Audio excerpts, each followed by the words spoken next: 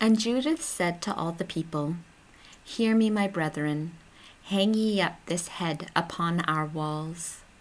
And as soon as the sun shall rise, let every man take his arms, and rush ye out, not as going down beneath, but as making an assault. Then the watchmen must needs run to awake their prince for the battle. And when the captains of them shall run to the tent of Holofernes, and shall find him without his head, wallowing in his blood, fear shall fall upon them. And when you shall know that they are fleeing, go after them securely, for the Lord will destroy them under your feet.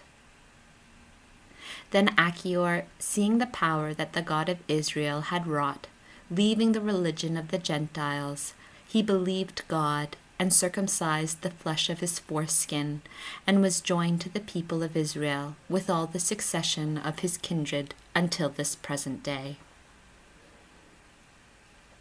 And immediately at break of day they hung up the head of Holofernes upon the walls, and every man took his arms, and they sent out with a great noise and shouting.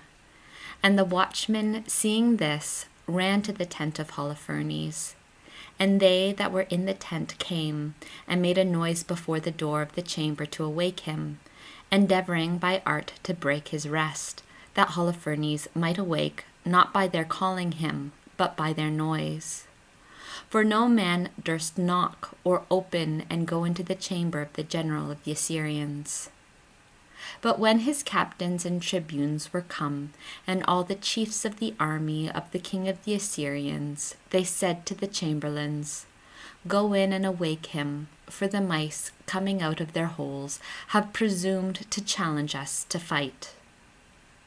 Then Bagau, going into his chamber, stood before the curtain, and made a clapping with his hands, for he thought that he was sleeping with Judith. But when, with hearkening, he perceived no motion of one lying, he came near to the curtain, and lifting it up, and seeing the body of Holofernes lying upon the ground, without the head, weltering in his blood, he cried out with a loud voice, with weeping, and rent his garments.